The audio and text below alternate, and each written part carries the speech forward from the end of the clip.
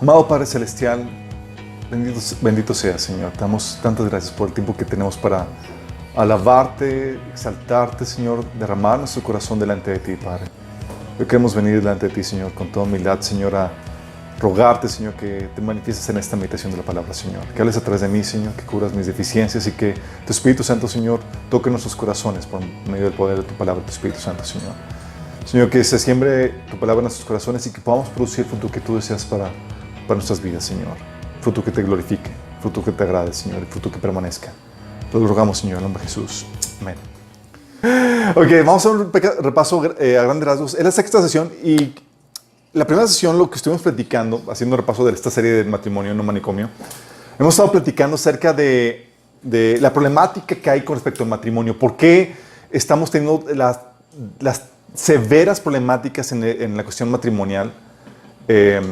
¿Por qué es que ahorita en matrimonio la gente se casa menos? ¿Por qué el divorcio ha aumentado tremendamente? Y hemos visto, platicamos los cambios culturales, económicos y demás, cómo el enemigo ha estado atacando esta institución que Dios ha creado, incluso con la redefinición de matrimonio, ¿se acuerdan?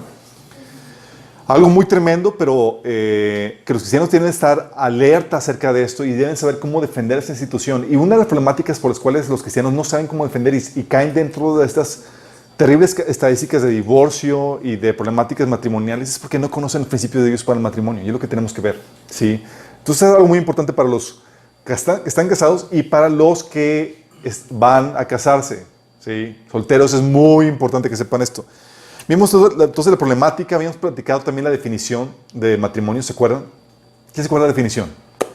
Mejor no pregunto porque luego me expongo vituperio. Habíamos platicado que el matrimonio era una relación de pacto, ¿se acuerdan? No una relación económica o de negocios, era una relación de pacto celebrado en un evento público de forma vitalicia entre un hombre y una mujer que son adultos, que no son familiares directos, pero sí del mismo yugo espiritual y con varios propósitos específicos y con con muy pocas cláusulas de salida.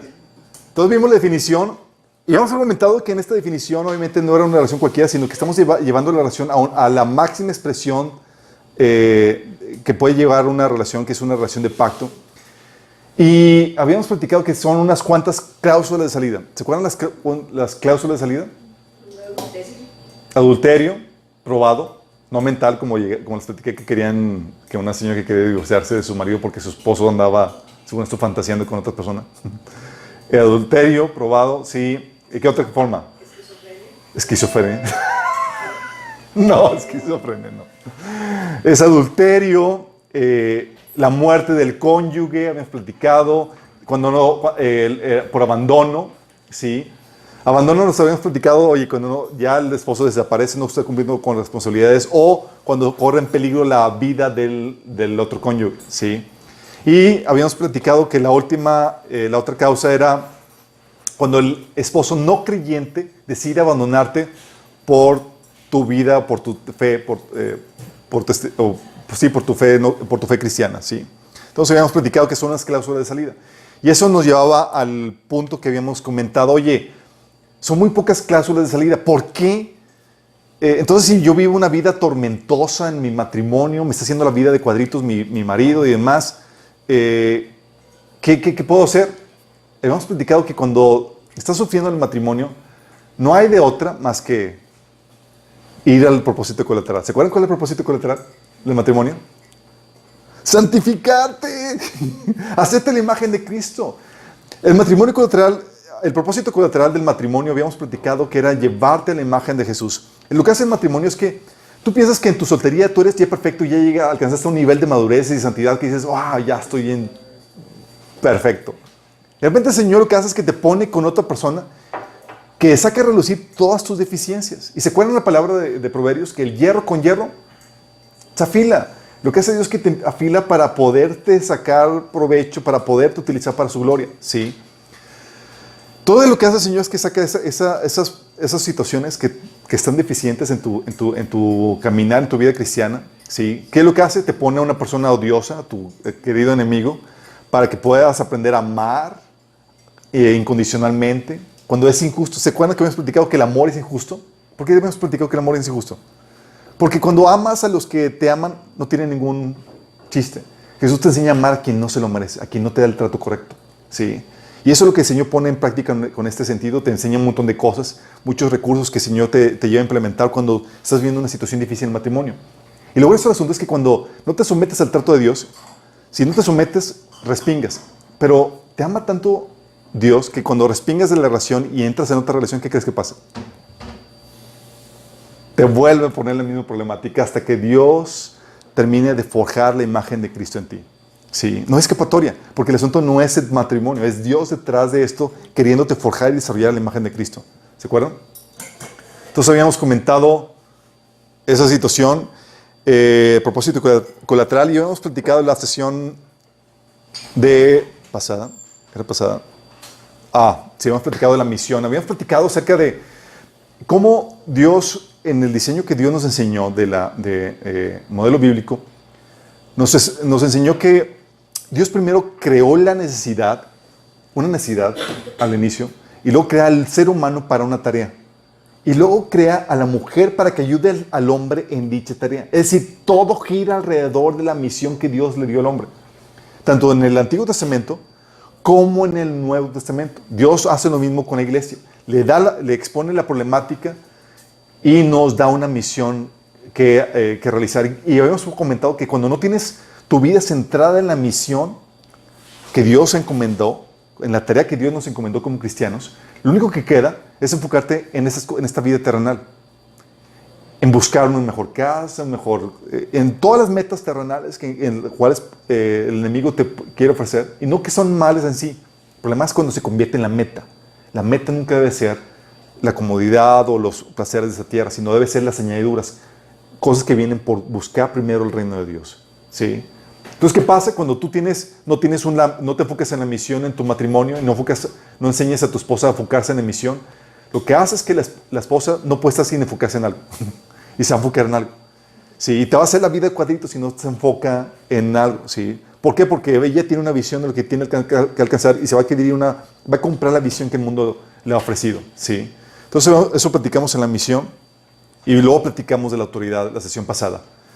¿Se acuerdan de la autoridad? Habíamos platicado que la Biblia enseña la mayoría de edad. ¡Qué genial!, ¿no? Fíjate que este concepto, casi no se enseña en las prácticas prematrimoniales. Y si se enseña mal. Las prácticas prematrimoniales que tomamos nosotros nos estaban enseñando estas personas que teníamos que someternos a nuestros padres toda la vida de nuestra soltería. Es decir, mientras que estuviéramos solteros teníamos que someternos a nuestros padres. Y habíamos visto ahí en la Biblia que la Biblia enseña que nada que ver. Hay una mayoría de edad y la mayoría de edad bíblica es 20 años. Cumples 20 años y ya eres una persona que tiene que tomar decisiones propias. ¿Sí? Y tiene que cambiar tu relación que tienes con tus padres. Eso me habías platicado. Y habíamos platicado que hay una divina separación entre los padres y los hijos. Dice que por esta causa dejará el hombre a su padre y su madre y se unirá a su mujer. Esa separación entre tus padres para unirte a tu pareja es sumamente esencial e indispensable para una relación armoniosa en la familia. Porque cuando no se hace esa relación, los padres meten la mano, meten la cuchara y los que están casados dejan que metan la cuchara y lo único que ocasionan son problemáticas. ¿Sí? Y muchos padres habíamos platicado cómo meten la cuchara de diferentes formas, incluso dejando que los hijos poniéndoles fácil el espacio y la plataforma para que puedan abandonar el matrimonio fácilmente de cualquier problemática. ¿Sí? Hay hijos que hemos platicado que dicen a los papás: oye, papá, me voy a casar, pero aquí mi cuarto no me lo vayan no vayan a quitar mis cositas, ¿sí? Porque quién sabe y a lo mejor tenga que regresar. Y dicen, no, ¿sí? Papás no deben de darle la salida fácil a los hijos. Hijo, tienes que someterte a los tratos de Dios, ¿sí? Porque es algo donde es ni un trato ya entre tú, Dios y tu pareja. ¿Sí? Entonces platicamos de la autoridad y cómo ahora se forma, al momento de separarte de tus padres para formar la nueva familia, se forma una nueva autoridad. ¿Sí? Una nueva autoridad que hemos comentado sin cobertura, en el sentido de que no está subordinado a una autoridad eclesiástica, sino que es se desprende directamente de Jesús. ¿Se acuerdan? Que la cabeza de Jesús es el varón y el varón la mujer. ¿Sí? Y toda autoridad que la mujer ejerce en la familia, en la casa, es subordinada o consecuencia de la autoridad que Dios le dio al varón. ¿Se acuerdan? Entonces, obviamente, esa autoridad que Dios le dio al varón tiene una... se debe ejercer de forma correcta y también se debe de respetar esa autoridad por parte de la mujer. Y eso lo platicamos en la sesión pasada. Y en esta sesión vamos a hablar del modelo espiritual que conlleva la relación matrimonial. Algo que platicamos en la serie de Padres Sabios, Hijos Grandiosos, ahí platicamos cómo todo el asunto de la paternidad y los principios que Dios estableció para la paternidad se desprenden de la relación padre-hijo que tenemos nosotros con Dios. ¿Se acuerdan de eso?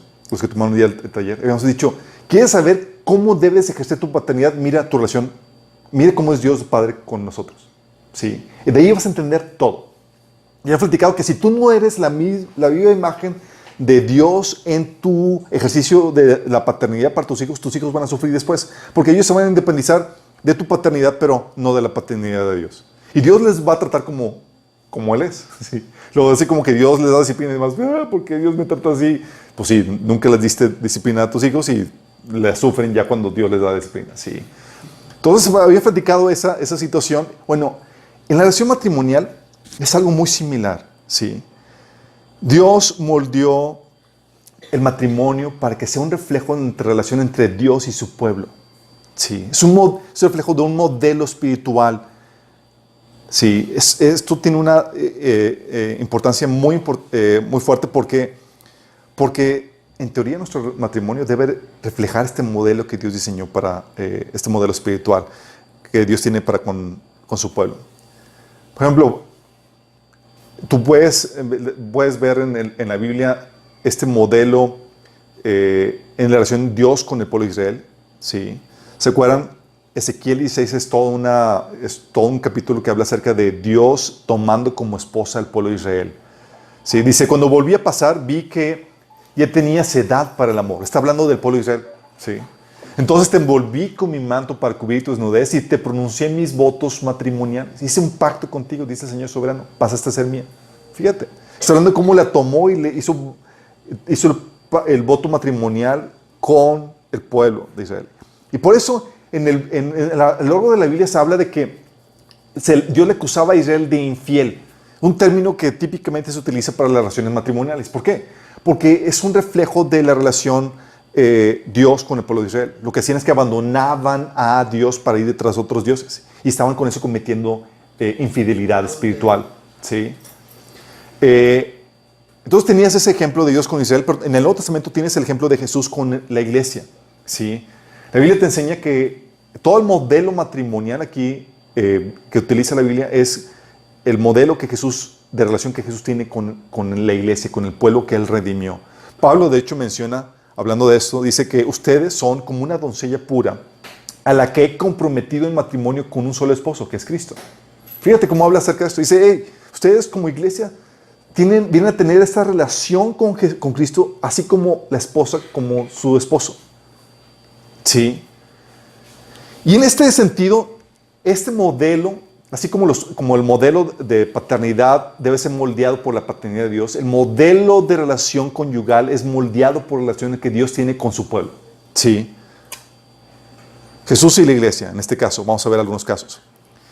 Jesús nos pone el patrón a seguir en el modelo que se debe tomar. De hecho, tú puedes ver que el modelo se sigue tan fiel que incluso en la forma en la que Jesús esposó a su iglesia, sigue el mismo modelo en que en los tiempos bíblicos los jóvenes esposaban a las esposas, a sus novias. ¿Sí saben cómo esposaban bíblicamente en ese tiempo? Déjame darte un pequeño brevario en cuanto a esto. Ya cuando el joven tenía su mayoría de edad, lo que hacía era que dejaba a su padre y a su madre para ya unirse con su mujer. Era como que me voy a independizar y voy a casar, ¿sí? Entonces se independizaba de su propia familia y lo que hacía es que lo que hacía era iban a la casa de la novia, ¿sí? Con sus padres y demás, y se enlazaban en el pacto matrimonial.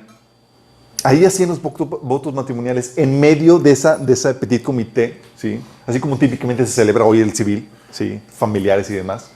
Y se enlazaban en pacto matrimonial y se pagaba el precio por la novia. Obviamente, al novio le costaba. ¿Quería novia? Le voy a dar mi yerno en el curso. Le voy a dar mi yerno. Y eso se acostumbraba en los tiempos bíblicos. ¿Por qué?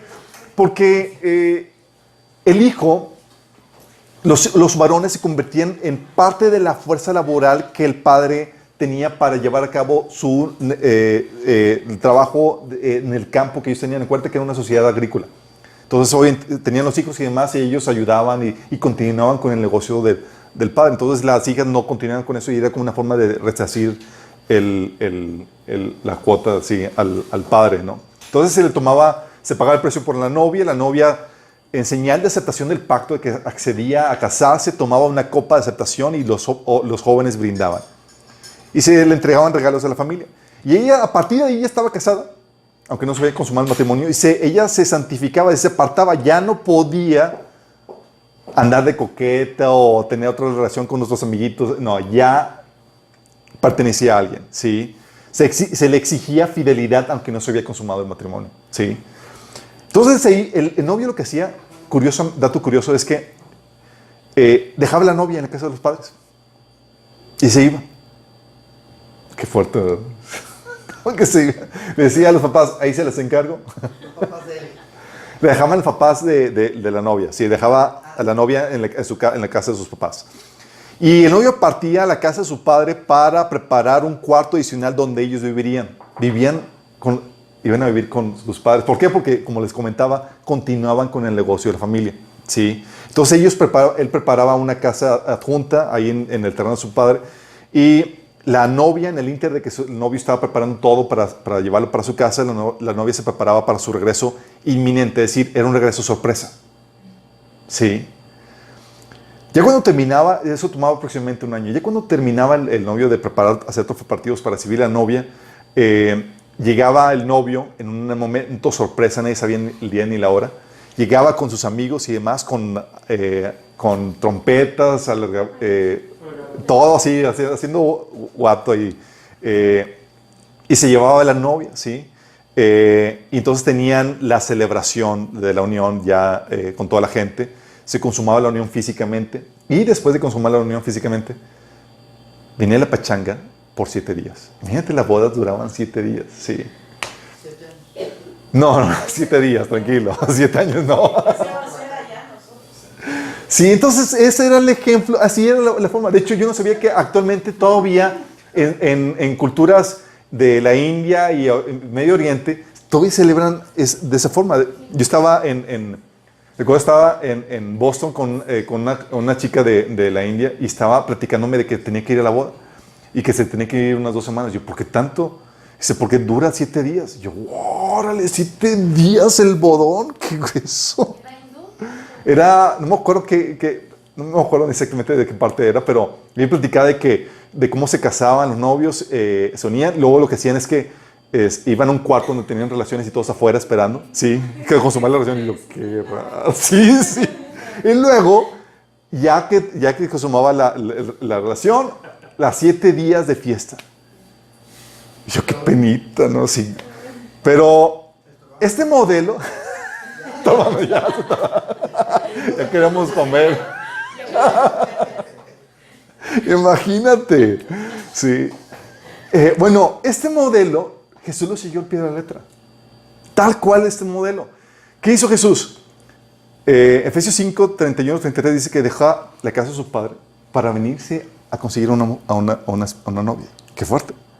Y lo que hace es que se esposa con ella llevando a cabo el pacto matrimonial, pagando el precio por la doncella, y el precio que pagó fue en su sangre, y nos dio una copa en aceptación de ese precio. ¿Se acuerdan? El día de la noche antes de la cruz. Y luego, ¿qué hizo? Jesús dijo en Juan 14 que va a la casa de su padre a preparar un espacio para nosotros. Tal cual, sí. ¿Nos dio una copa en la Santa Cena? Sí, dijo, tomad y bebed, esta es la copa sea exactamente de mi pacto. Nos entregó regalos, dice la Biblia, que subiendo a lo alto dejó libres a los cautivos y dio regalos a los hombres, el Espíritu Santo, los dones que recibimos. Y ahorita estamos en la espera de la reunión sorpresa, cuando ya termina de hacer los preparativos para nosotros y regresar por su novia. ¿Sí? Y luego lo que hace, después de la reunión, de la sorpresa con la novia, la Biblia menciona que va a haber la recepción, que es la cena de las bodas del Cordero de Dios, que viene en Apocalipsis 19:9. Todo siguiendo la perfección del mismo patrón. Y dices, wow, entonces realmente Jesús se desposó con nosotros. Sí, y ese patrón es el que nosotros utilizamos para llevar a cabo todo el ejercicio matrimonial que nosotros tenemos. Pero no solamente en la forma en la que Jesús desposó a la iglesia, en la forma en la que Cristo ama a la iglesia. Efesios 5:25 dice a los esposos, amen a sus esposas, así como Cristo amó a la iglesia. Fíjate cómo utiliza la relación Cristo-iglesia como patrón para que los esposos tengan que seguir. Sí, dices, oye, ¿qué ejemplo tengo? Pues el de Cristo con la iglesia. Sí. En ese sentido, el esposo debe amar a su esposa como que sirve la iglesia. Ay. Sí. Debe amar a la iglesia como Cristo, debe amar a su esposa como a su propio cuerpo, dice la Biblia. Efesios 5:28 dice, de la misma manera el marido debe amar a su esposa como ama a su propio cuerpo. Pues un hombre que ama a su esposa en realidad demuestra que se ama a sí mismo. Dice, nadie odia a su propio cuerpo, sino que lo alimenta y lo cuida tal como Cristo lo hace por la iglesia. Entonces el amor que Cristo tiene por la iglesia es un amor así como que uno en teoría debe reflejar por su cuidado personal. ¿Sí? Por su cuidado personal. Y es un amor sacrificial, chicos. Si te das cuenta cómo amó Cristo a la iglesia, estamos hablando que se entregó por ella, es decir, sufrió por ella. La forma en que estaba mostrando que estaba realmente amando a la novia. Dice, esta es mi sangre del pacto que es derramada por muchos para el perdón de pecados. ¿Por quién derramó la sangre de Jesús? Por nosotros. Mateo 26:28. 1 Pedro 3:18 dice, porque Cristo murió por los pecados una vez por todas, el justo por los injustos, por nosotros, a fin de llevarlos a ustedes a Dios. Y fíjate cómo está mostrando un genuino amor, porque está hablando que no nos merecíamos tal amor. No fue como que el justo por los justos, no, es el justo por ustedes, por nosotros. Sí. Dice, por eso 1 Pedro 4:8 dice, sobre todo, ámense unos a otros profundamente, porque el amor cubre multitud de pecados. Hay muchos maridos que dicen, es que yo no soporto a mi esposa por todos los efectos que tiene. No están mostrando el amor que Cristo tiene. Sí. Y tenemos que mostrar el amor así como Cristo amó a la iglesia. Es un amor sacrificial. Es un amor no egoísta. Y muchos cristianos, muchos esposos que sufren a sus esposas, dicen, ¿cómo le hago? Sí. Sé que aquí no se da, chicos. Sí. Pero Jesús nos deja también en esto un modelo a seguir. Cómo Jesús amaba a sus esposas, aunque fueran imperfectas y demás. Dice la Biblia, nos da la clave para esto, para poder expresar o mostrar este amor no egoísta. Este amor no egoísta, la Biblia enseña que es producto de la plenitud que obtenía Jesús, de la intimidad que tenía con Dios. Juan 1, del 16 al 18 dice, de su plenitud todos hemos recibido gracia sobre gracia. Y cuando tú lees la Biblia, la palabra gracia es un sinónimo de la palabra amor. ¿Sí? Dice, de su plenitud hemos recibido amor sobre amor. Dice, pues la ley fue dada por medio de Moisés, mientras que la gracia y la verdad nos ha llegado por medio de Jesucristo. Y dices, wow, antes era ley, era de que haces esto.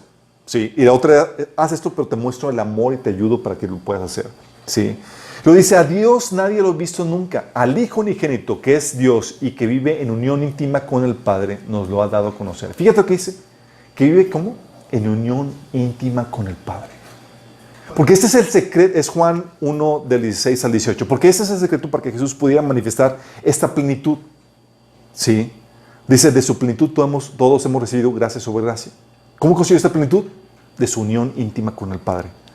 Es en esta relación personal que tiene el hombre con Dios, el varón con Dios, que que lo utilice para llenar su vacío con Dios. Señor, tanque lleno, por favor, cada mañana, ¿sí? Como dice el Salmo 90:14, sácienos cada mañana con tu amor inagotable para que cantemos de alegría hasta el final de nuestros días. Señor, cada mañana, refil, por favor, ¿sí? En vez de cafecito, amorcito, por favor. Y eso es importantísimo porque si no tienes tu alma saciada, no vas a poder manifestar esta plenitud, ¿sí? Y vas a querer saciarte de otra forma. Y típicamente vas a utilizar circunstancias, situaciones o personas. Entre ellos tu esposa, ¿sí? Pero Jesús recibía ese amor del Padre y lo podía extender a su esposa. Es un secreto que el Señor nos enseña para saber cómo mostrar este amor a la esposa. Por eso tu relación personal o íntima con Dios para el varón es indispensable. No es como que si te preguntan, oye, ¿cómo va tu tiempo devocional? Y no puedes salir con que no lo tengo. No pasas tiempo con Dios. Es crucial para que pueda manifestar este tipo de amor. Juan 15:16, fíjate lo que dice Jesús. Como el Padre me ha amado, así también yo os he amado. Permaneced en mi amor. Fíjate lo que dice. Es, por cuanto recibo el amor de mi Padre, yo así te lo extiendo a ti. Fíjate lo crucial que es esto.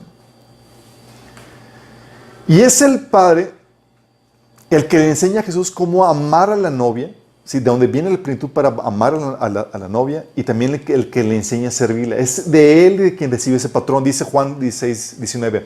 Ciertamente le aseguro que el Hijo no puede hacer nada por su propia cuenta, sino que solamente ve qué hace su Padre, porque cualquier cosa que hace el Padre, la hace también el Hijo. Entonces el Hijo aprendió el modelo de cómo amar a su esposa, a la novia, de su Padre. Esto es posible porque el patrón que Dios pone, esto es posible porque el patrón que Dios nos da en su relación con el pueblo, con su pueblo de Israel. Él vio cómo Dios trataba a su pueblo y así podía seguir el ejemplo de Dios su Padre. ¿Sí? Entonces, aquí no puse en la manera en que Cristo amó a la iglesia, pero ya se los dije, y también la manera en que Cristo sirve a la iglesia. ¿Qué es lo que sucede cuando amas a la iglesia, amas a tu esposa? Lo que hace es que la haces el objeto de tu servicio. Se convierte en el foco de tu servicio. Dice Efesios 5:25, esposos amen a sus esposas como Cristo amó a la iglesia y se entregó por ella. ¿Cómo se entregó? Dio su vida, pero también se entregó en servicio a ella. Lo que hizo Dios es que le hizo objeto de su servicio. Es, voy a vivir para servirte. Juan 3:16 nos da un ejemplo. Dice, por tanto, amó Dios al mundo que dio a su Hijo unigénito para que todo aquel que en Él crea no se pierda, sino que tenga vida eterna. Fíjate cómo dar a su Hijo para que sirva a los que iban a ser redimidos. Mateo 20:28 dice, el Hijo del Hombre no vino para ser servido, sino para servir y para dar su vida en rescate por muchos. Sí. Pero quiero que entiendas esto. El servicio que Jesús nos enseña para la iglesia no es un servicio a la forma de un esclavo. Fíjate, es muy diferente. ¿El esclavo te sirve? Sí. Sirve, ¿no? Obligado. Sirve obligado, eso por un lado. Pero esto chichincle es, hace todo lo que tú le digas. ¿Sí? Esa es la autoridad sirviendo. Es diferente. No es un esclavo, no es un subordinado. ¿Sí? Es el servicio, él, que es la autoridad, el varón, lo dirige siguiendo la voz de Dios, de acuerdo a su criterio, de acuerdo a la sabiduría que Dios le ha dado. Es diferente, muy diferente. Fíjate el ejemplo aquí. Tienes el ejemplo de Jesús en Juan 13, del 6 al 10. Vas a encontrar esto. ¿Por qué es importante aclarar esto? Porque Jesús no hace todo lo que la novia le pide. ¿Sí estás consciente de eso? Aunque sirve la novia, no hace lo que la novia le pide. Pero tienes el caso aquí, Juan 13, del 6 al 10. Dice, cuando llegó Simón Pedro, ¿te acuerdas cuando Jesús se quitó la túnica y se puso la toalla para lavarle los pies a los discípulos? ¿Se acuerdan? Y empieza a lavar los pies a los discípulos histéricos, así como que, ¿qué está haciendo? ¿Sí? ¿Por qué? Porque es un trabajo que, ¿quiénes hacían? Los esclavos. ¿Sí? Los esclavos. Llegabas a casa y tenías un esclavo y venía y te lavaba las patillas. Y no es como ahorita, chicos, ¿sí? En donde tienes zapatos aquí todos nice, limpiecitos y toda la cosa. No, allá lavar los pies era... Soquetito y todo. Déjate un soquete. Chicos, eran sandalias, no tenían pavimento, sí, y los animales andábamos en la calle igual y era... Oh, y otra vez pisaste otra de burro, ¿no? Pedro. Oh, dice limpiando. O sea, no era nada agradable. Eso es un trabajo que hacían los esclavos, imagínate. Entonces Jesús agarra la toalla y demás y empieza a lavar los pies. Y luego cuando llega Simón Pedro, le dijo, Señor, ¿y tú, Señor, me vas a lavar los pies a mí? Y dice Jesús, le dice, ahora no entiendes lo que estoy haciendo, pero lo entenderás más tarde. No, protestó, jamás lavará los pies. Fíjate, ¿qué está diciendo? ¿Aquí quién está dirigiendo el servicio? Jesús. Y dice, si no te los lavo, no tendrás parte conmigo. Entonces, Señor, no solo los pies, sino también las manos y la cabeza. Báñame todo, Señor, órale. Fíjate, y Jesús no está tomando una actitud, ok, lo que diga su Señor, quiere que le lave las manos y la cabeza, se la lavo. No, Jesús dijo, el que ya se ha bañado no necesita lavarse más que los pies. Le contestó Jesús, pues ya todo su cuerpo está limpio. Y pasó al siguiente. Sáquese. ¿A qué va con esto? Es Jesús quien, con la sabiduría y el criterio que Él tiene por parte de Dios, decide cómo servirte de acuerdo a lo que necesitas, no a tu capricho. No es como, Señor, lávame las manos y las pies, todo, órale, Señor. No, tranquilo. Lo que necesitas. Sí. ¿Sí te das cuenta? Por eso, tienes en ocasiones que la iglesia, el cuerpo de Cristo, le pide cosas a Jesús y Jesús no te pela. Por ejemplo, Jesús con Pablo, ¿se acuerdan? En 2 Corintios 12, del 8 al 9 dice, en 3 ocasiones distintas le supliqué al Señor que me lo quitara. ¿Se acuerdan el aguijón que tenía en la carne? Y Jesús le dijo, lo que diga su Señor, yo soy aquí para servirle. ¿Dijo eso? Lo necesitas. No, dice, cada vez que le pedía, Él me dijo, mi gracia es todo lo que necesitas. Mi poder actúa mejor en la debilidad. Así que ahora me alegra jactarme en mis debilidades porque el poder de Cristo puede actuar a través de mí. Fíjate cómo opera esto. Es Jesús el que dirige el servicio de acuerdo a su sabiduría, de acuerdo a su criterio. No hace tu capricho. Pareciera que sigues por algunos pasajes. Por ejemplo, en Juan 14:14 dice, lo que pidan en mi nombre yo lo haré. Y esto ya tengo aquí a mi siervo, a mi esclavo. Y muchas veces en tu relación con Dios, te acercas a Dios como si fuera tu siervo. Y le demandas cosas y demás. Y Señor, no entendiste, hijo. Sí. Te sirvo de acuerdo a mi sabiduría, a mi criterio. Sí. Y buscando lo mejor para ti. No tus chiflazones. No lo que tú quieras. Por eso en otro pasaje, en Juan 5:14 al 15 dice, y estamos seguros de que Él nos oye cada vez que le pedimos algo que le agrada. Y como sabemos que Él nos oye cuando le hacemos nuestras peticiones, también sabemos que nos dará lo que pedimos. Fíjate, siempre y cuando le pidas lo que le agrada. Sí. Ese servicio es el que el Señor hace, y ese servicio que los varones hacen. Es cómo puede ser una persona de autoridad y al mismo tiempo el siervo de todos. Sí, porque utiliza su autoridad de acuerdo al criterio de la sabiduría que Dios le ha dado y a la dirección del Espíritu Santo para llevar a cabo ese servicio. No de acuerdo a los caprichos de los subordinados, sino de acuerdo a la sabiduría que Dios le ha dado para buscar lo mejor, sí, para ellos. Qué fuerte, ¿verdad? Entonces, ¿qué haces? Sirves de esa forma, ¿sí? Es el líder, dirige ese servicio y lo hace de varias formas. Y Dios ya terminó varias cosas que tiene que hacer el varón como cabeza, ¿sí? Una de ellas es cumpliendo sus responsabilidades. Alimentas y cuidas a tu pareja, así como Cristo lo hace con la iglesia. Dice Efesios 5:29, nadie os odia su propio cuerpo, sino que lo alimenta y lo cuida tal como Cristo lo hace por la iglesia. Fíjate, voy a dar mi vida, voy a desgastarme para servirte cumpliendo mis responsabilidades. ¿Y las responsabilidades? Claro, ¿cuáles? Las del pacto matrimonial, las que vimos en la segunda sesión, ¿sí? Entonces cumple tus responsabilidades. Y no solamente cumples tus responsabilidades físicas, sino que buscas su bienestar eterno. ¿Cómo que su bienestar eterno? Si buscas tú como varón, así como siguiendo el ejemplo de Jesús, buscas hacerla santa y bella espiritualmente. Es decir, sí puedes pagarle un spa, puedes pagarle el peeling, el pedicure, el pedigrí, todas esas cuestiones. Pedicure no, es el pedigrí. Sí, no sé. Eso es para perros, sorry. No, el pedicure, exactamente. El spa, esas cosas. Tú puedes pagarle todo eso para embellecerla y demás, chicos. Pero también puedes incentivarla a que, oye, toma este curso, oye, ve a tal cosa. Prepararla espiritualmente, chicos. Y muchas veces se nos olvida. ¿Sí?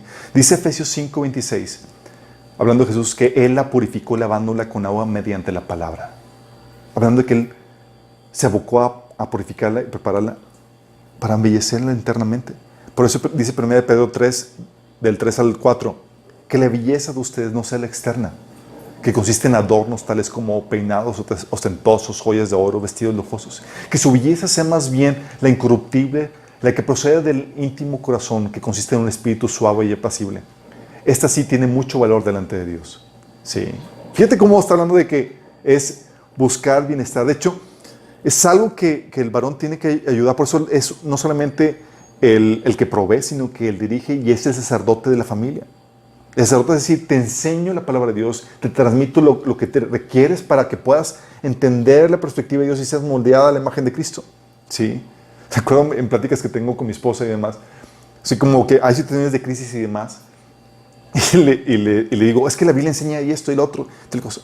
Mi esposa me dice, tú me quieres hacer Coco Wash, ¿verdad? Para no hacer nada y cambiar la situación. Y yo, no, es Dios nos está dando la perspectiva en su palabra para poder generar la actitud correcta ante las circunstancias que vemos. ¿Sí? Y sí es un Coco Wash en el sentido que quiere lavarte también no solamente el corazón, sino la mente. ¿Sí?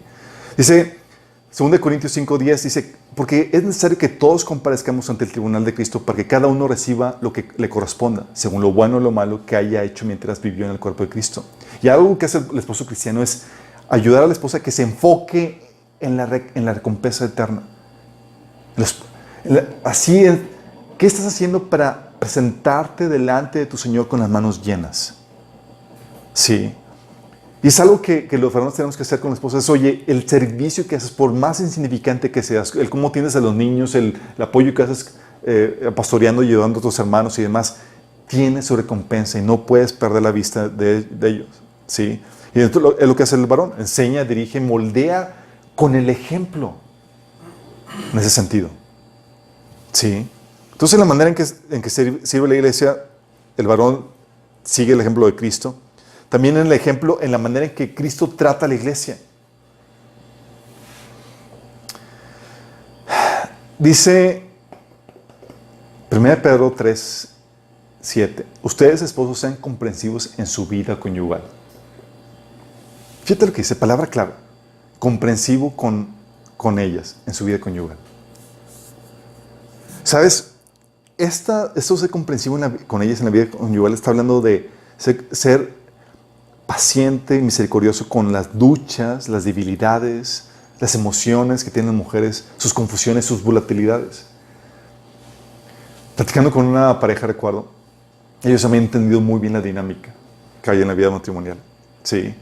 Y su esposa, si las mujeres tienen periodos mensuales donde sus emociones tienen sus altibajos, decía que su esposa era big time, ¿sí? A punto de que le decía al esposo, mi Díaz, no te quiero ver, lárgate de aquí. Sí, y el esposo aguantaba vara y decía, pues era comprensivo, no le reclamaba, no nada, y es paz, y me voy, y ya que esté bien, regreso cuando esté bien, sí. Porque las mujeres tienen situaciones más complejas que el hombre, chicos. Los hombres somos más sencillos y el enemigo no nos tienta tanto. O sea, nosotros vemos revistas y no nos afecta en lo más mínimo. Las mujeres ven revistas y es que no soy como ella, bla, bla, y los hombres X, ¿sí? Los hombres, Dios nos desconectó ciertos cables entre la mente y el corazón de tal manera que no nos afectan muchas cosas. Sí. Las mujeres no, a veces se hacen una tormenta en un vaso de agua, literalmente. Hacen las cosas sencillas sumamente complejas. Y sufre con las emociones y con todo eso. Y el hombre tiene que ser paciente con eso. No lidian con las mismas problemáticas que tú y yo lidiamos. Son más complejas las de ellas. Y más porque estamos en una sociedad, en una cultura donde el objeto preferido de ataque son las mujeres. De muchos frentes. Sí. Muchos frentes. Te enseña cuál es, la sociedad te quiere vender cuál es la figura perfecta para la mujer, cómo debe ser el ideal de vida para la mujer y demás. Y la presión social y cultural y demás es muy fuerte para ellas. Sí, a los hombres nos vale. Sí. Pero nosotros tenemos que ser comprensibles con ellas en todo ese sentido. Lidiar y ser compasivos con todas esas problemáticas con las que ellos tienen. Es parte de eso. Por eso dice Pedro, sean comprensibles en su vida conyugal con las mujeres. Porque lo requieren. Sí, no es cualquier cosa. O incluso comprensible en por qué batallan en seguir tu liderazgo. Digo, no cualquiera, chicos, sí. Es todo un reto. Y es lo que Dios hace. Dios nos da un ejemplo en ese sentido. Y Jesús es comprensible con su iglesia. No la bota de buenas a primeras. Sino cuántos aquí estuviéramos votados, chicos. Sí. Dios nos comprende nuestras debilidades. De hecho, dice Romanos 15:1 que los fuertes deben soportar las flaquezas de los débiles. Es parte de. Y a quien se le ordena ser fuerte, ¿sabes quién es? Es al varón. Al varón, sí. Entonces es parte de lo que el Señor espera del varón. También, no solamente ser comprensivo, sino el tratarlas con respeto. Dice Juan, 1 Pedro 3:7. Dice a los maridos, y tratando cada uno a su esposa con respeto. Hay esposos que les gritan, hay esposos que la tratan mal, incluso que les hablan con insultos. Y eso es, si tú eres cristiano y llevas ese trato, es penadísimo para Dios. Es así de que, córtalo. Más adelante en ese pasaje menciona que si tratas mal a tu esposa, Dios cortón contigo, no te escucha tus oraciones. Así de fuerte, ¿sí? Porque lo toma algo muy serio. Luego menciona ahí también ese pasaje, dice dice, ya que la mujer es más delicada, dice en otra versión que la tratas como el vaso más frágil.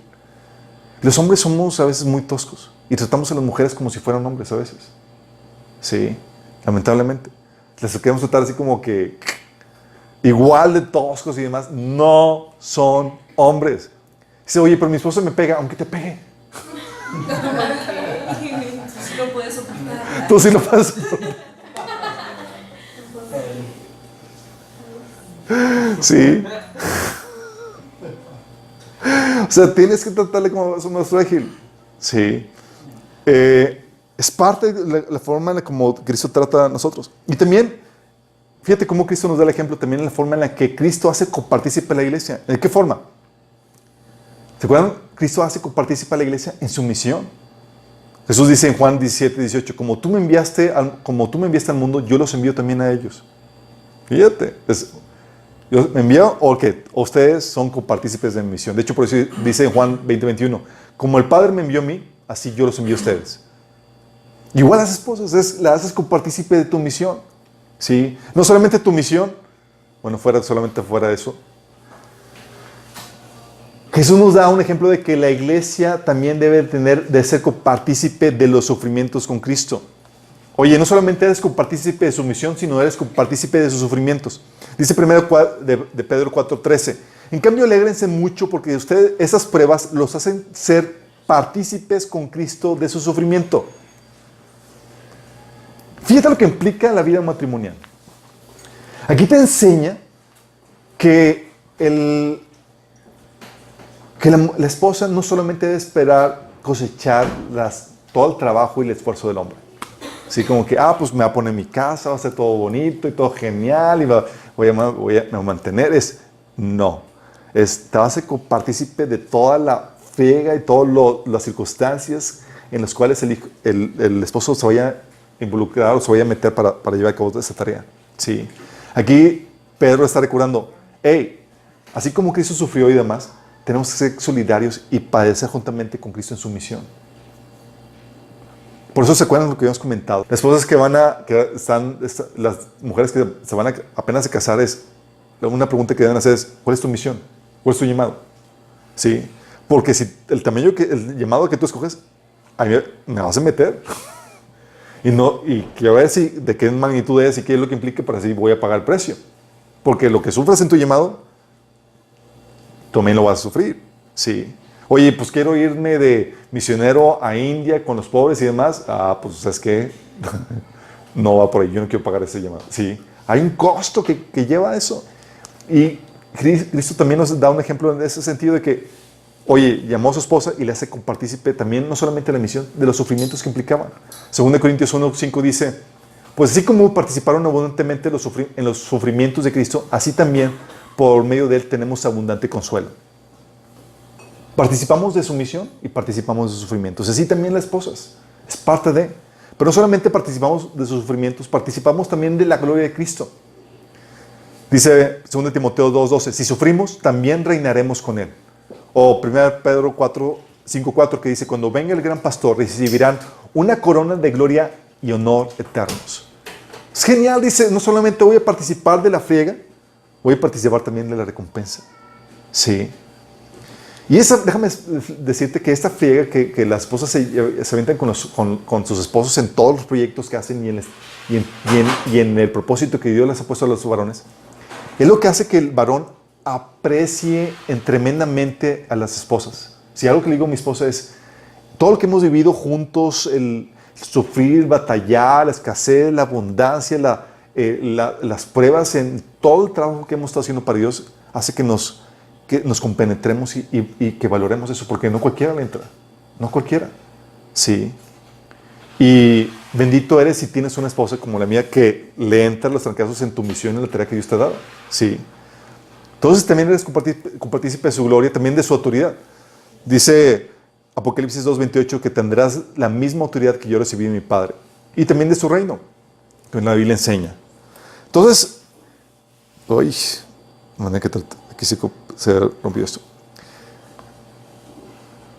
La manera en la que la iglesia trata a Cristo también tiene que ver esto. Nos da un ejemplo. Oye, ¿Cristo nos da un ejemplo de cómo debe tratar a la iglesia? Sí. Y la Biblia nos da un ejemplo en el trato que la Biblia enseña que la iglesia debe tener para con Cristo. Es el mismo trato que la esposa debe tener para con sus esposos. Sí, dice, ¿cómo? Uno es siendo fiel emocional y físicamente. 2 Corintios 11, del 2 al 3 dice, por favor, ténganme paciencia, dice Pablo a la iglesia.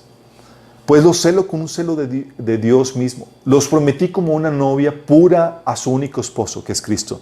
Pero temo que, de alguna manera, su pura y completa devoción a Cristo se corrompa, tal como Eva fue engañada por la astucia de la serpiente. Entonces, ¿qué se espera de la esposa? Fidelidad emocional y física al esposo. No es como que, oye, pues ya estoy enamorado de otra persona. Fatal. Y déjame decirte esto. Sí. El amor es una decisión y tú debes de tener control de las emociones. A dónde se dirige y a quién amar. Sí.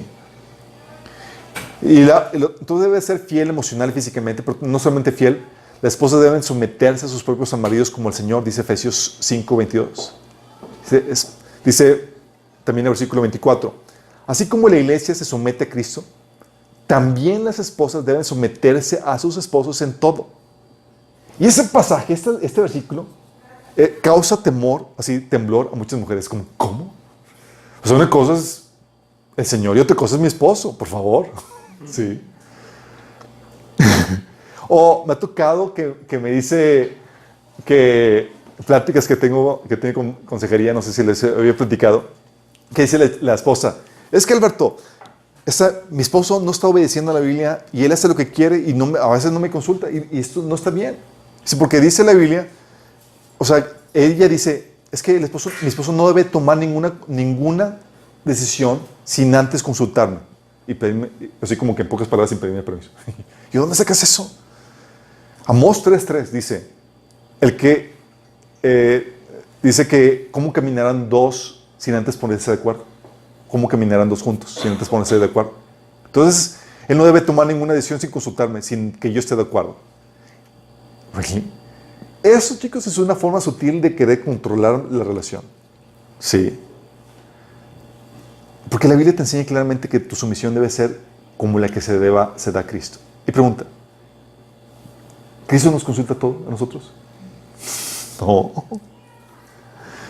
Debemos de confiar en que Él nos ama y busca el mejor para nosotros. Y si hay una discrepancia entre tú y Cristo, ¿cuál es la que prevalece? La de Cristo. Sí.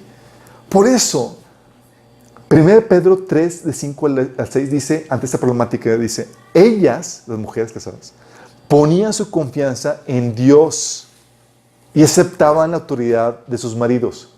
Fíjate cómo para aceptar la autoridad de sus maridos deben de poner su confianza en ¿quién? En Dios. Señor, más vale que sepas lo que estás diciendo. Porque me pedís que me someta y ese tipo nomás no veo para dónde. Sí.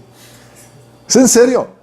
Dice, por ejemplo, Sara obedecía a su esposo Abraham y le llamaba Señor. Fíjate qué palabrotas, ¿eh? ¿Alguien aquí le llama a su Señor a su esposo?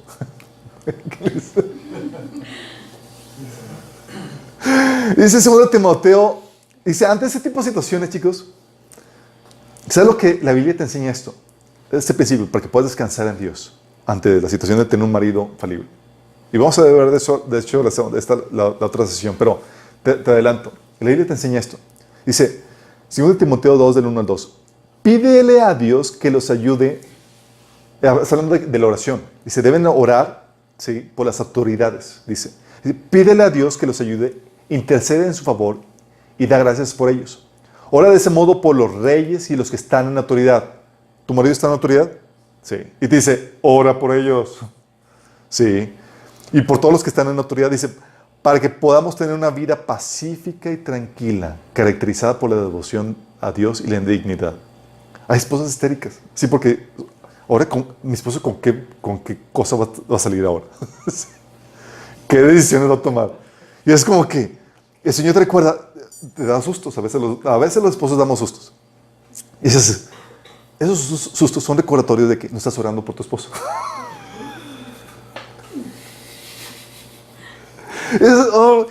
Es ok, Señor, vale que lo tengas en oración intensamente, porque de eso depende que dice aquí, una vida pacífica y tranquila.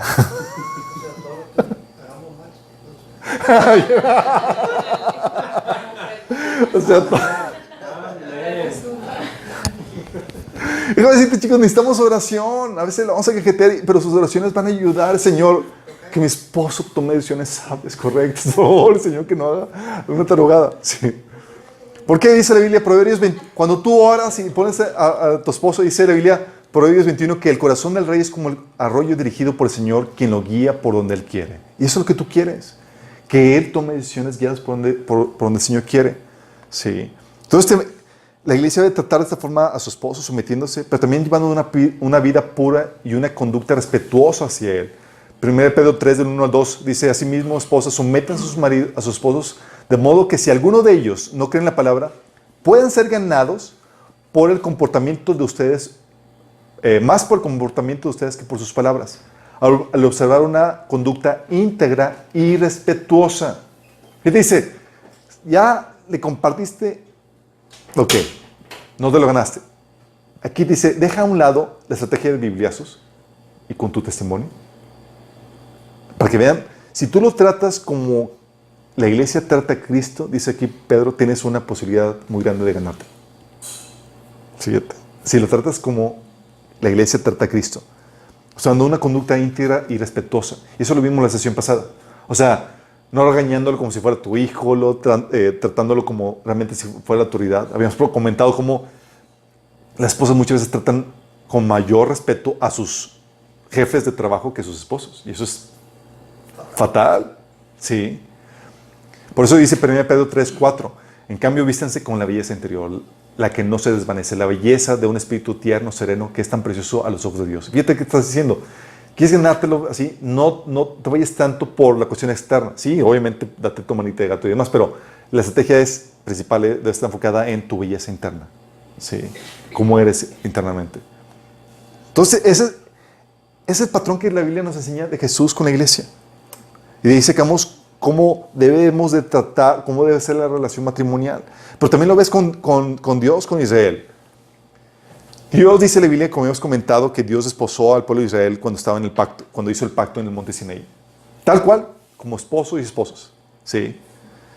Le dio el libro de la ley, que es el pacto, dice Ezequiel 16, 18, como dice, entonces te envolví con mi manto para cubrir tu desnudez y te pronuncié mis votos matrimoniales. Hice un pacto contigo, dice el Señor soberano, y pasaste a ser mía. Y si tú ves y estudias la relación entre Dios y el pueblo de Israel, vas a ver que es la misma problemática matrimonial que cualquier casado tiene. Entonces, ¿quieres encontrar consuelo? Ve la historia de Dios con el pueblo de Israel. ¿En serio? Dices, wow, Señor, me comprende. Sí, te comprende. Sí, oye, ves la fidelidad de Dios en ese pacto matrimonial.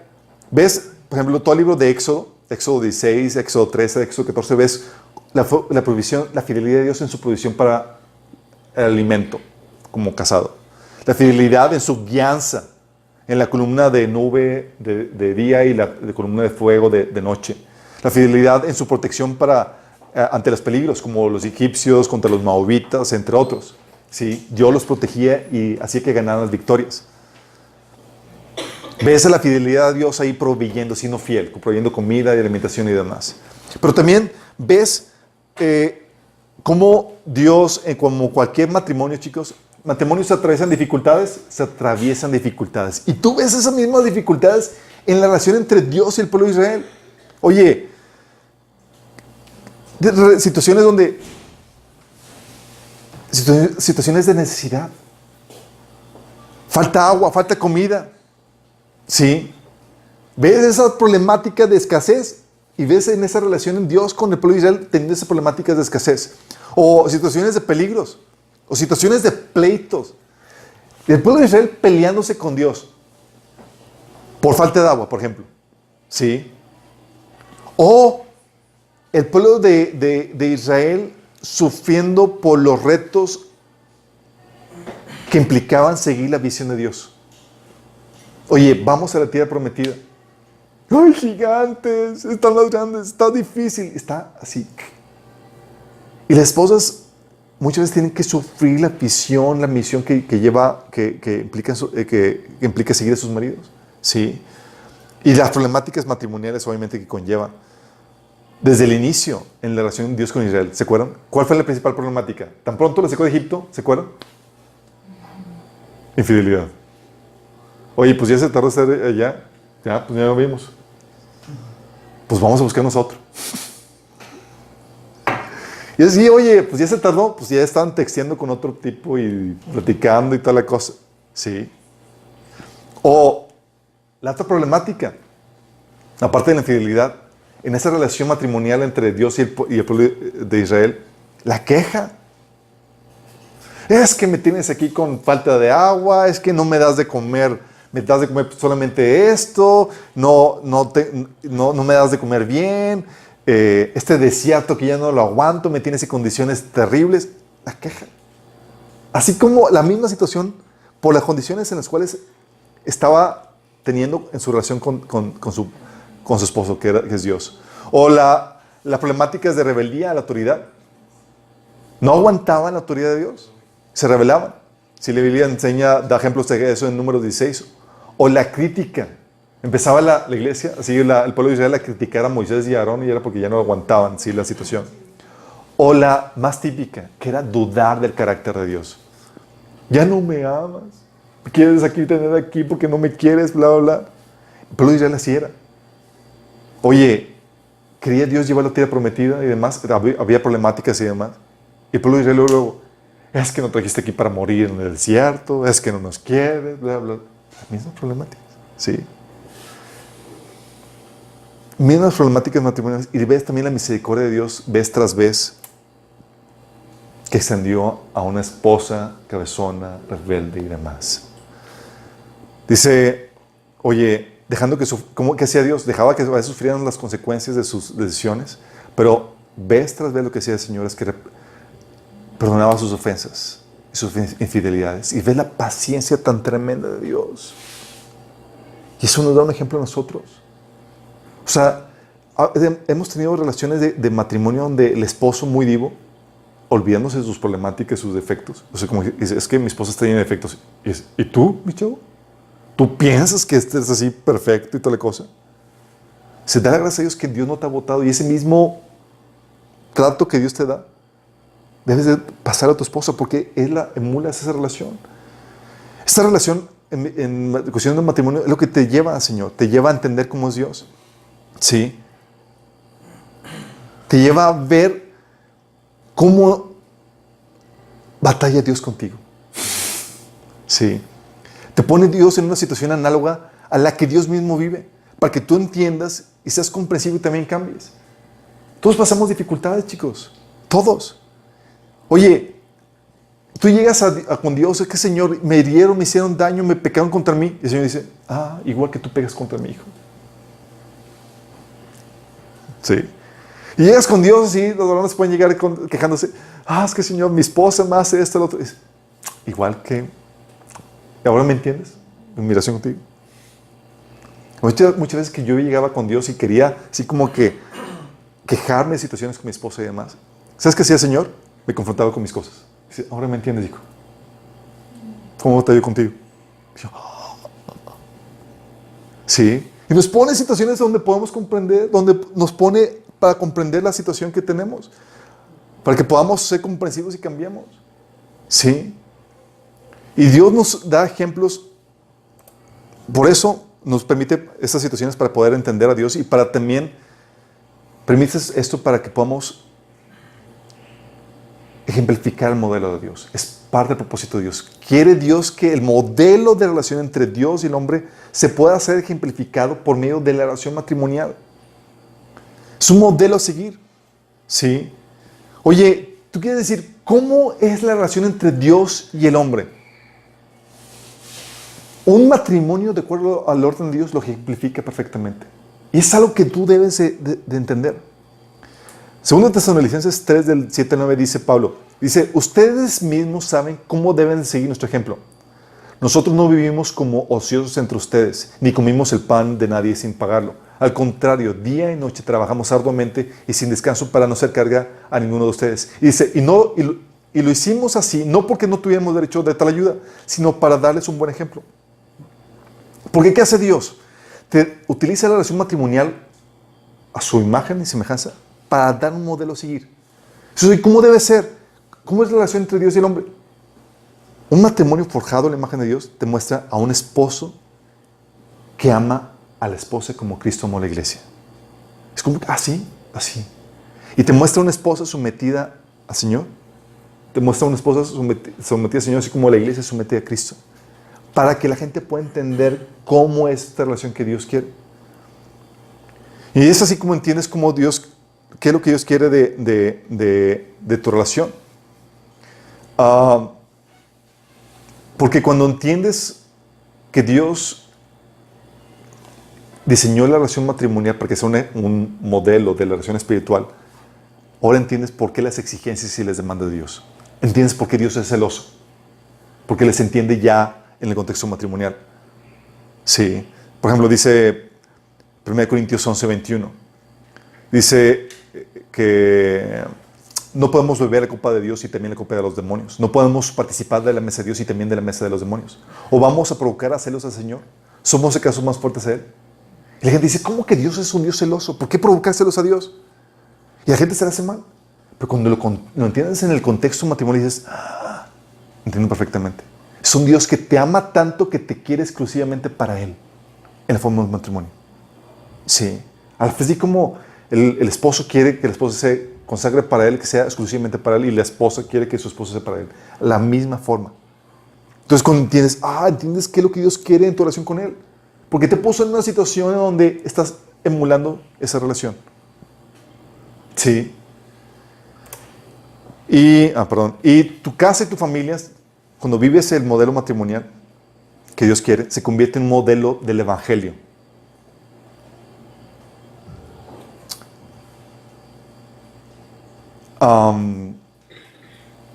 se convierte en un ejemplo a seguir para que la gente pueda aceptar el Evangelio más fácilmente. ¿Se acuerdan? Habíamos comentado, dice Isaías 8:18. Dios le fascina hacer esto. Dice Isaías 8:18 esto. Y yo y los hijos que el Señor me ha dado serviremos como señales y advertencias de Israel de parte del Señor de los ejércitos celestiales, quien habita en su templo en el monte Sión. Dios le fascina utilizar relaciones, modelos y demás que ejemplifiquen algo más. Y el modelo matrimonial es un modelo que enseña a la gente cómo es el modelo de relación entre Dios y los hombres. Por eso el matrimonio en el modelo bíblico es sumamente importante. ¿Sabes por qué? Porque predispone a la gente o la enseña cómo debe ser la relación correcta entre Dios y los hombres, y especialmente para los hijos. ¿Se acuerdan cuando les había platicado del adoctrinamiento agnóstico? ¿Se acuerdan?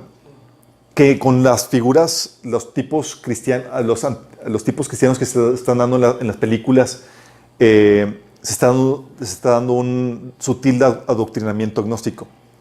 Para los que no se recuerdan, habíamos platicado de películas como Los Guardianes de la Galaxia de Dios, que utilizan tipos cristianos, tipologías de cristianas, de Dios, Cristo y demás, y les dan el valor contrario. Ponen al tipo que representa a Dios como el malo y el tipo que representa a Satanás como el bueno y demás.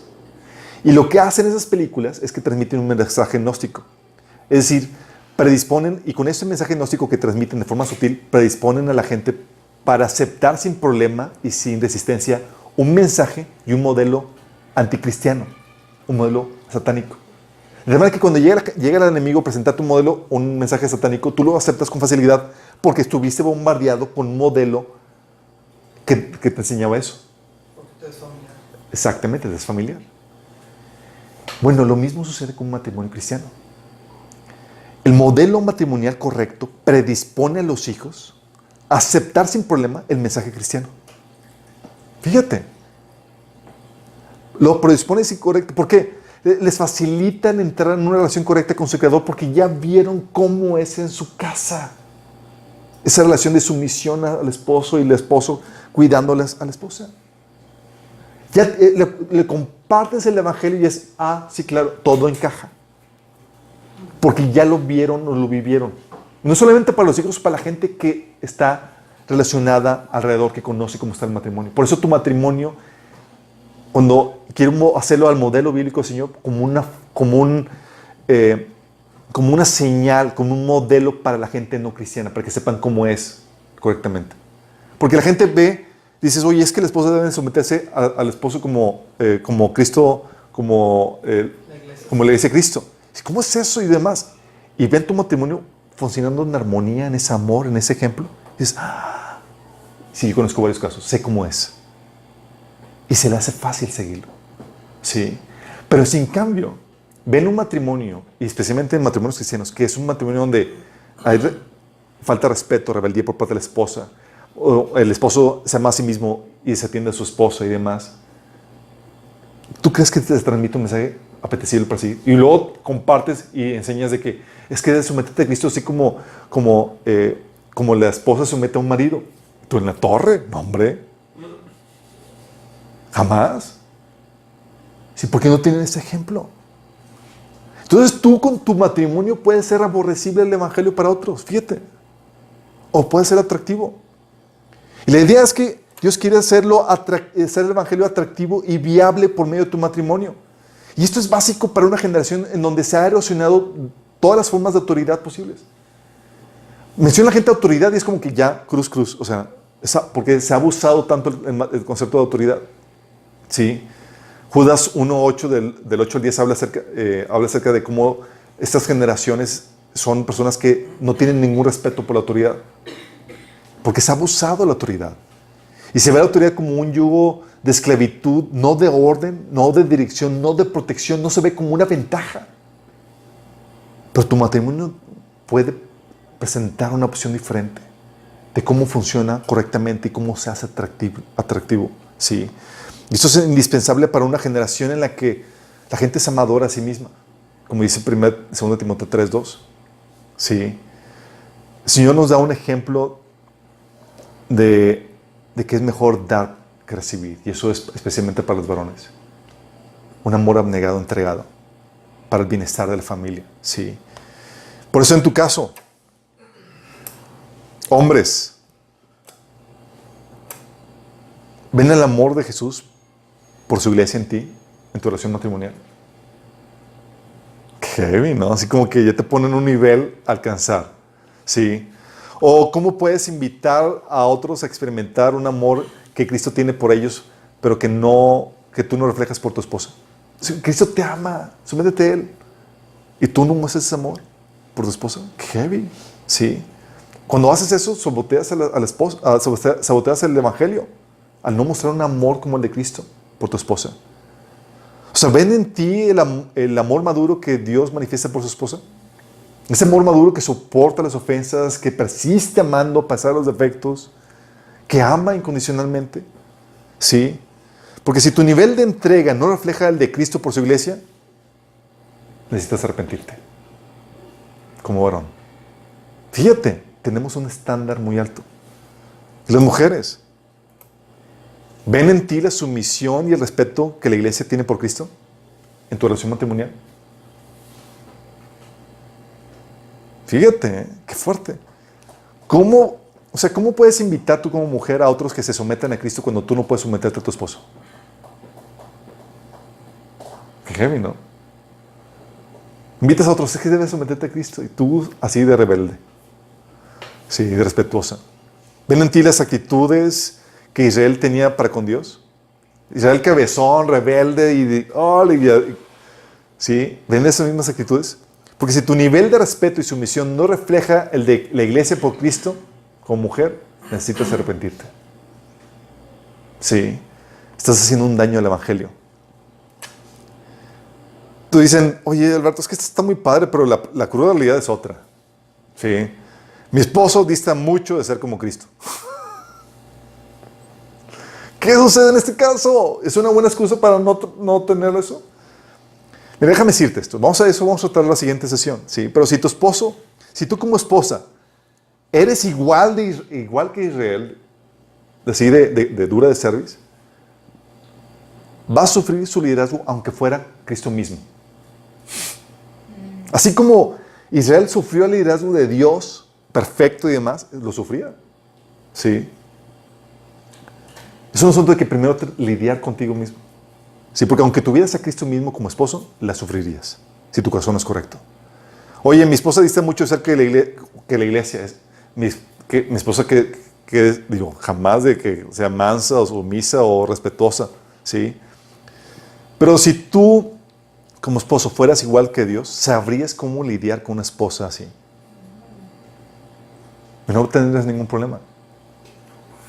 Sí. Pero esto es aquí, chicos, donde nos recuerda la esencia del evangelio. Vivir a este nivel, a este estándar, a este modelo espiritual que Dios tiene para nosotros, no se puede hacer por sí mismo. No puedes hacerlo en tus propias fuerzas. Es imposible. Tienes que nacer de nuevo. Tienes que hacerlo con la ayuda del Espíritu Santo. Romanos 8 te dice que para los que no tienen el Espíritu Santo, es imposible que se puedan someter a la ley de Dios. No pueden. Entonces, cuando Dios te dice, te pone estándares a seguir, dices, es imposible. Claro, humanamente hablando, es imposible. ¿Cómo puedes surgir este modelo? Solamente con la ayuda de Dios. El modelo de Dios es tal que humanamente imposible. Sí, por eso tienes que nacer de nuevo. Y si tú no has nacido de nuevo, cuando hablo de salir de nuevo, estoy hablando de rendir tu vida a Cristo para hacerlo el Dios de tu vida, el Señor de tu vida. Sí, para no hacer tu voluntad, sino hacer su voluntad. Y si crees que Jesús murió por ti en la cruz y que resucitó para el perdón de tus pecados, tú puedes nacer de nuevo. Porque se requiere nada más arrepentimiento y fe en la obra que Jesús hizo por ti en la cruz. Entonces, si estás dispuesto a arrepentirte, a rendirle tu vida a Jesús, y crees que Jesús es Dios encarnado que murió por ti en la cruz para pagar tus pecados, y que crees que resucitó, tú puedes hoy recibir el Espíritu Santo en tu vida, el perdón de pecados y la vida eterna. Y solamente basta con que hagas una pequeña oración de rendición a Cristo.